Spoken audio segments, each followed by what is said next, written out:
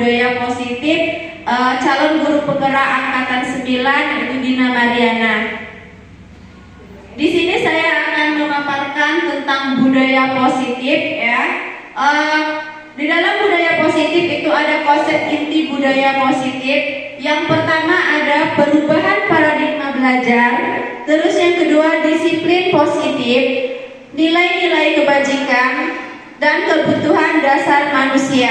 Selanjutnya ada motivasi tentang perilaku manusia, posisi kontrol guru, dan keyakinan kelas.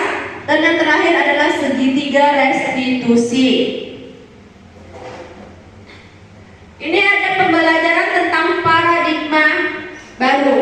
Pembelajaran tentang paradigma baru merupakan pembelajaran yang dirancang berdasarkan prinsip pembelajaran atau berdiferensiasi, sehingga para peserta didik belajar sesuai dengan kebutuhan berdasarkan tahap perkembangan sesuai teori psikologi modern untuk mewujudkan profil Pancasila.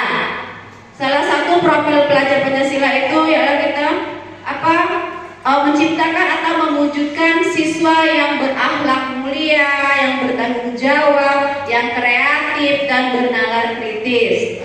Jadi, kalau kita menerapkan disiplin kepada siswa, itu bukan karena iming-iming atau karena penghargaan, tapi berdasarkan dari diri mereka sendiri. Kenapa? Kalau untuk menjaga kebersihan. Terus yang selanjutnya ada nilai-nilai kebajikan. Nah, di sini nilai-nilai kebajikan yang ingin kita capai yaitu salah satunya sesuai dengan profil pelajar Pancasila, beriman dan bertakwa kepada Tuhan Yang Maha Esa, berakhlak mulia, berbhinneka tunggal, global, gotong royong, mandiri, kreatif, dan bernalar kritis. Nah, di sini kita menanamkan kepada siswa-siswi kita bahwa nilai-nilai kebajikan, misalkan contohnya kalau kita beriman dan bertakwa kepada Tuhan Yang Maha Esa, itu nanti misalkan kita akan mendapatkan kebahagiaan di masa akan datang, keselamatan. Jadi kita menanamkan contoh-contoh nilai kebajikan yang baik kepada siswa-siswi kita, itu salah satunya.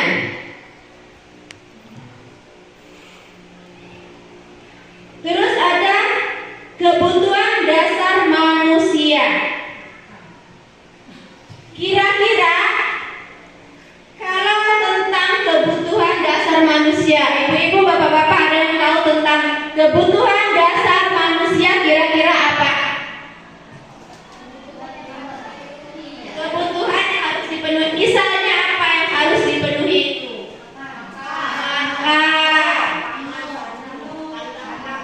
Sandang, pangan, papan, ya. Jadi itu ada kebutuhan dasar manusia. Yang pertama itu yang pasti bertahan hidup, berarti kita perlu makan. Itu yang pertama ya, ada makan. Terus ada kasih sayang dan rasa diterima. Kira-kira apa? Kasih sayang dan rasa diterima di dalam lingkungan sosial masyarakat. Misalnya ya, kita misalkan berhubungan antara tetangga ya, kita bersosialisasi misalkan seperti itu. Terus ada penguasaan. Nah, penguasaan di sini harga diri, keinginan untuk dianggap. Nah, misalkan kita kalau di sini mempunyai keinginan untuk dianggap, berarti kita di dalam jiwa kita masing-masing itu punya apa namanya itu ya, gengsi itu apa namanya? Ego. Kalau kita itu penguasaan itu salah satunya ego ya, gengsi ya. Terus apa namanya? Kalau memimpin kita ada keinginan. Misalkan kalau kita ingin menjadi, ibarat contoh yang kecil, kepala keluarga, itu memimpin keluarga. Misalkan kalau jadi kepala sekolah berarti memimpin di lingkungan sekolah atau siswi atau lingkungan sekolah. Terus ada kebebasan. Mandiri memiliki pilihan mencoba hal yang baru. Nah, mandiri mungkin kita tidak bergantung dengan orang lain, terus ingin mencoba sesuatu yang baru ya, atau ingin mencoba hal-hal yang baru yang merasa mungkin tantangan ya untuk kedepannya. Terus yang terakhir ada kesenangan. Mungkin kalau hidup semua orang memiliki rasa ingin kesenangan ya, entah itu kesenangan batin mungkin ya. Jadi cara untuk kesenangan itu kita di dalam diri kita sendiri dulu ya, baru kita menerapkan kepada orang lain ya. Kesenangan di diri kita, mungkin kebahagiaan ya, salah satunya itu kesenangan ya. Oke, itu ada 5 kebutuhan dasar. Itu pernah dengar atau sering dengar, mungkin juga menerapkannya. Apa kira-kira disiplin positif itu? Disiplin waktu. Misalkan apa Ibu disiplin waktu? Datang tepat waktu. Ya, datang tepat waktu. Terus apa lagi kira-kira disiplin waktu? Masuk kelas tepat waktu. Apa lagi? Apa lagi? Kawan gue. Disiplin waktu, masuk kelas tepat waktu. Apa lagi kira-kira yang sering kita terapkan sehari-hari selama ini? Menjaga kebersihan lingkungan.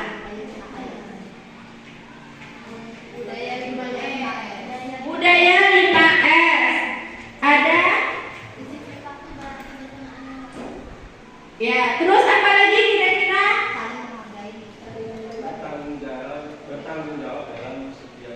Bertanggung jawab ya. Jadi disiplin waktu itu ada datang tepat waktu ya. Mungkin kalau masuknya jam 7.30, jangan datangnya jam 9.30 ya. Berarti datangnya jam 7. Ya, minimal seperti itu. Jangan siswa yang duluan masuknya, ibunya belum datang. Terus ada menjaga kebersihan. Menjaga kebersihan itu kita bisa kerjasama dengan siswa ya. Apalagi ada piket, ada yang piket kantor, piket kelas. Kita tinggal kondisi menjadi kontrol ya. Terus ada kata Pak Hadi Wijaya, masuk kelas tepat waktu ya. Masuk kelas tepat waktu, keluarnya tepat waktu. Jadi masuknya 8.30, keluarnya 8.50 ya misalkan. Jadi cuma 20 menit. Jadi itu kita tanamkan pada diri kita dulu ya. Jadi baru kita menerapkan dengan siswa, sehingga siswa itu contoh menyontoh kita. Terus ada bertanggung jawab. Nah, mungkin bertanggung jawab itu artinya luas ya. Kira-kira Pak Anton apa bisa bertanggung jawab terhadap apa kira-kira? Terhadap tugas. Kalau kita sebagai guru ya, berarti kita salah satunya tadi menjalankan tugas kita dengan mengajar, terus mengerjakan tugas-tugas kita sebagai guru. Mungkin salah satunya rapot dan sebagainya. Terus apa tadi satunya? 5S. 5S itu ya kita penting sekali menerapkannya. Kenapa? Kalau siswa atau rekan sejawat kita melihat kita lagi ada masalah merengut misalkan, jadi takut menegur kita. Jadi walaupun kita ada masalah, tapi ketika kita datang ke sekolah kita bisa mengontrol diri, menunjukkan bahwa kita itu baik-baik saja. Atau ketika kita masuk kelas kita menjaga sikap bahwa kita tidak ada masalah, kita memberikan pelajaran kepada siswa sehingga siswa itu mungkin merasa nyaman ya. Tapi kalau kita menunjukkan sikap yang cemberut, misalkan marah-marah, jadi siswa itu menjadi dia takut mungkin sama kita. Jadi yang 5S tadi ada sapa, salam,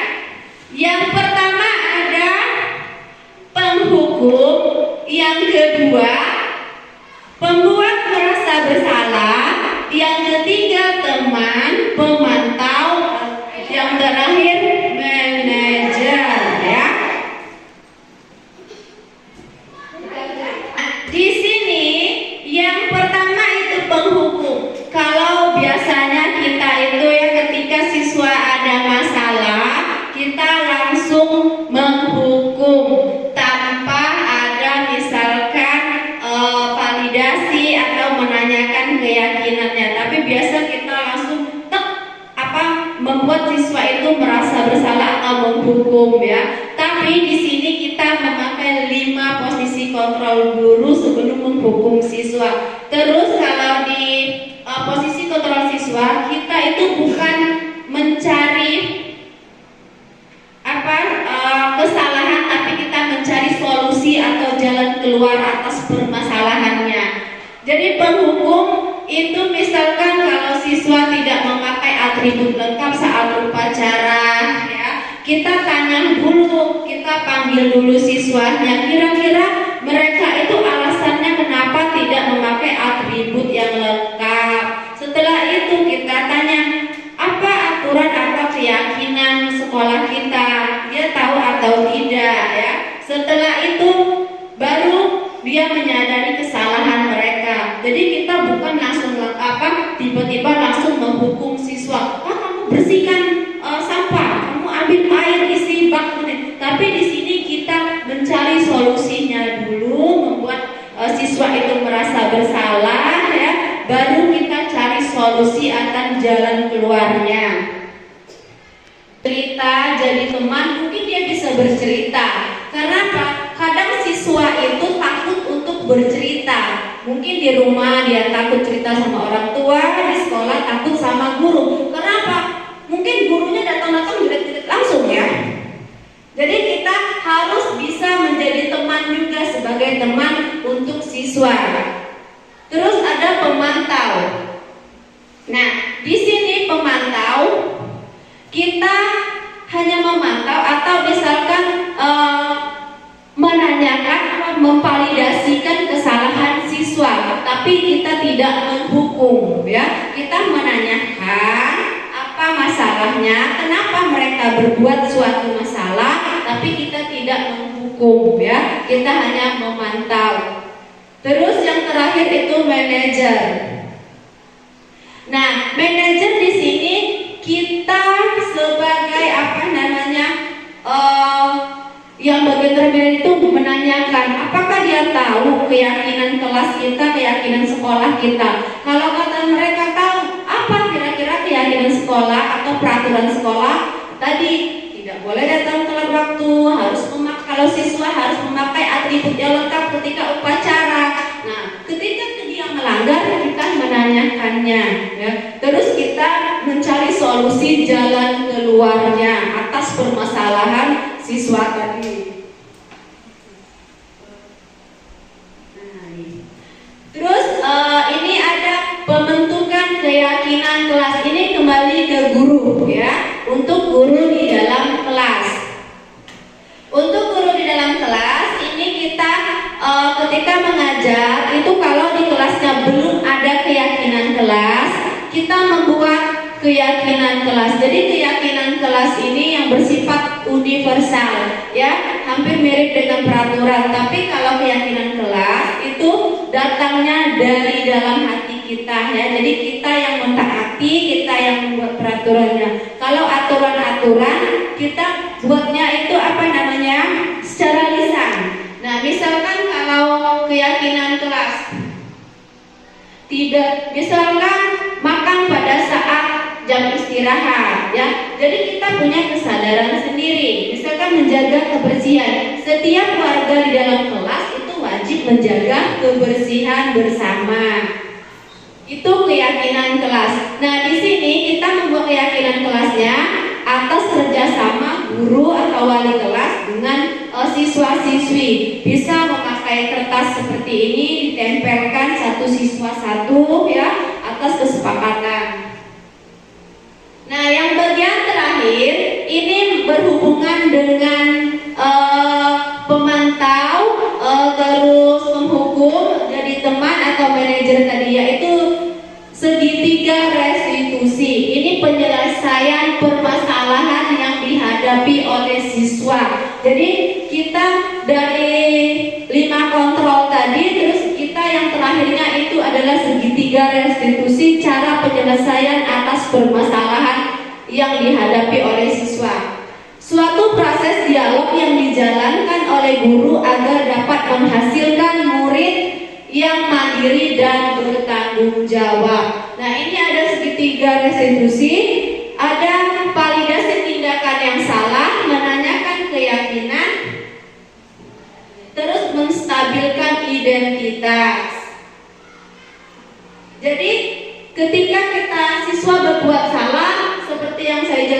Tadi kita panggil dulu ya, panggil dulu apakah mereka tahu kesalahannya atau tidak. Kita tanyakan, kita kasih masukan. Jangan tiba-tiba langsung memvonis mereka bersalah. Tapi di sini kita mencari jalan atau solusinya.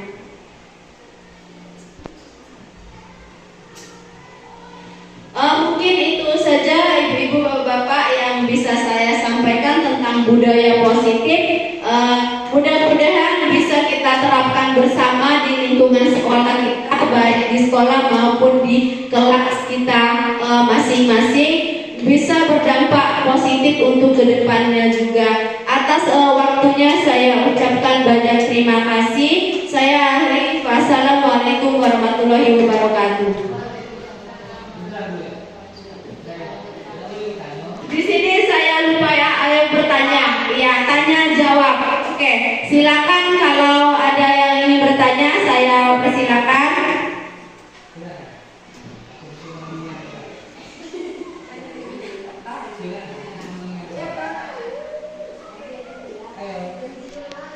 Ada yang belum paham tentang budaya positif, 5 kontrol kebutuhan dasar manusia, silakan kalau ada yang ingin bertanya. Oke, silakan kepada Ibu Wina. Dari yang sudah dijelaskan tadi, posisi kontrol kita sebagai guru itu kan ada 5 posisi kontrol, dari pembuku, pembuat merasa bersalah, teman, pemantau, dan manajer. Nah, sebaiknya kita sebagai guru dalam posisi kontrol yang manakah yang menurut Ibu dan disarankan kepada teman-teman yang lain untuk kita jalankan kepada siswa kita. Terima kasih. Oke, terima kasih kepada Ibu Winda, pertanyaannya cukup bagus sekali ya. Dalam kita menjalankan tugas sebagai guru, kira-kira 5 posisi kontrol apa yang bisa kita terapkan kepada siswa, terutama siswa kita di sini ya. Kalau menurut saya ini ya, dari 5 posisi kontrol ini, kalau menurut saya dalam menghadapi siswa-siswi kita di sini, ini yang ketiga, yaitu sebagai teman. Kenapa? Karena kalau kita menyelesaikan suatu permasalahan kepada siswa itu, ada baiknya kita sebagai teman terlebih dahulu. Kenapa? Dengan cara pendekatan. Dengan cara pendekatan kita ajak berdialog terlebih dahulu. Kita tanya, kita cari tahu permasalahannya. Kita bukan anggap dia sebagai siswa, tapi kita anggap dia sebagai teman. Mungkin dia lebih mudah untuk menceritakan suatu permasalahannya ketimbang kita sebagai penghukum atau membuat mereka merasa bersalah ya. Tapi pendekatan dengan teman itu mungkin lebih objektif untuk menyelesaikan suatu permasalahan yang dihadapi oleh mereka. Apalagi anak-anak perempuan. Kalau kita guru, kita wanita mendekati anak perempuan itu mungkin lebih istilahnya itu ya, pendekatannya kalau kita sebagai kakak, sebagai anak ya, kita anggap mereka sebagai teman ya. Apalagi yang seperti yang masih muda, yang belum menikah, mungkin ya seperti adik kakak atau teman tadi. Ketika menanyakan suatu permasalahan, itu mungkin ada keterikatan atau jiwanya masih bisa diajak. Kenapa? Anak SMP kan hampir remaja ya. Jadi pendekatan kita sebagai teman, kita bercerita, kita menceritakan sesuatu yang indah mungkin kepada mereka. Mereka bisa menceritakan permasalahannya dengan kita. Tapi kalau kita tiba-tiba, misalkan permasalahannya dia sering tidak masuk sekolah, kita ambil contoh. Mungkin 1 bulan ada 4 kali apa, misalkan. Ketika kita panggil dia ke kantor, mungkin anak itu tidak langsung jujur. Apa permasalahannya?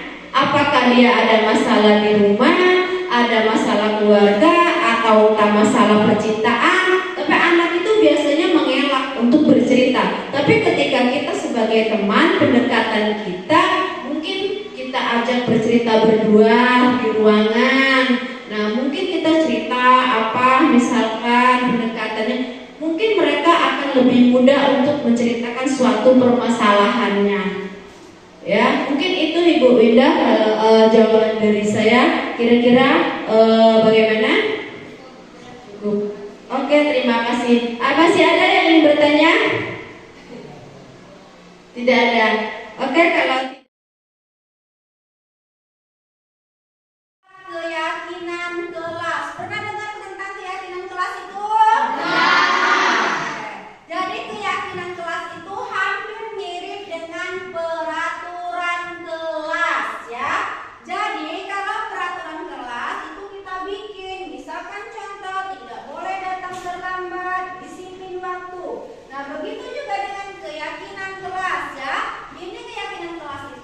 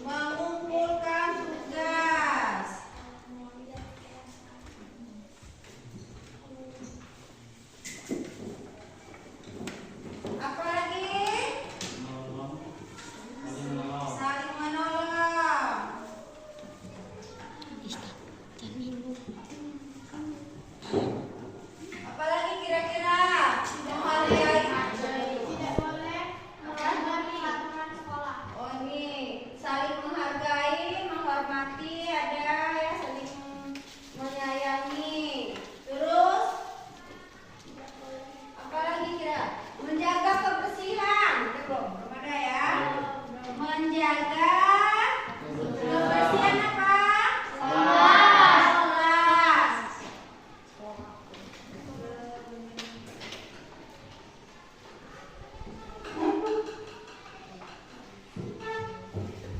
Nah, kira-kira masih ada lagi? Disiplin ini datang tepat waktu ya.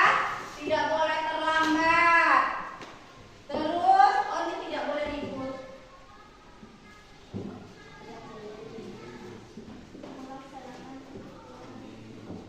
Apa? Oh, piket kelas. Melaksanakan kelas.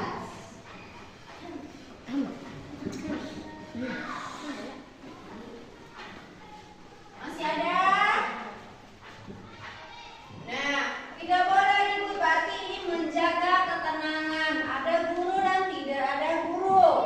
Terus saling menghargai ya, menghargai antar teman, menghargai guru ya. Tidak boleh saling mengejek ya, menghina, tidak membuli teman. Ini termasuk yang mengatakan teman, membuli, mengejek ya. Mengumpulkan tugas tepat waktu. Ya, ini kalau dikasih PR, dikasih tugas harus dikerjakan dan dikumpulkan. Terus saling menolong. Saling menolong antar teman itu penting. Ketika teman lagi kesusahan, misalkan pena temannya hilang, ya kalian pinjamkan kalau ada pena, ya. Terus menjaga kebersihan kelas. Nah, ini menjaga kebersihan kelas. Jadi menjaga kebersihan kelas itu tidak hanya yang piket saja, tapi semuanya. Ya, dari dalam, dari luar ya. Kalau ada sampah kita buang ke tempat sampah. Ya, melaksanakan piket. Nah, jadwal piket itu sudah ada. Ya, jadi hari Senin siapa piketnya, hari Selasa siapa. Ada tugas yang angkat kursi, ada yang tugas menyapu, ya, buang sampah. Jadi harus kerjasama. Nah, ini dibuat harus dilaksanakan. Assalamualaikum warahmatullahi wabarakatuh. Perkenalkan, nama saya Nurul Rizky Mecha, kelas 72. Setelah kami membuat keyakinan kelas yang dibuat oleh Ibu Dina Mariana, maka kami akan lebih bertanggung jawab. 1. Menjaga kebersihan. 2. Tidak makan saat belajar. Demikianlah. Assalamualaikum warahmatullahi wabarakatuh. Assalamualaikum warahmatullahi wabarakatuh. Perkenalkan, nama saya Aril dari kelas 72. Setelah kami membuat keyakinan kelas yang dibuat oleh Ibu Dina Mariana, maka kami akan lebih bertanggung jawab dalam 1. Disiplin. 2. Tidak ribut di kelas. 3. Saling menghargai. Jika selama ini saya menghukum siswa, langsung menghukum siswa pada apa kesalahannya, ternyata siswa itu bukan harus dihukum, tapi harus dicari solusinya untuk menyelesaikan masalah yang dihadapi siswa.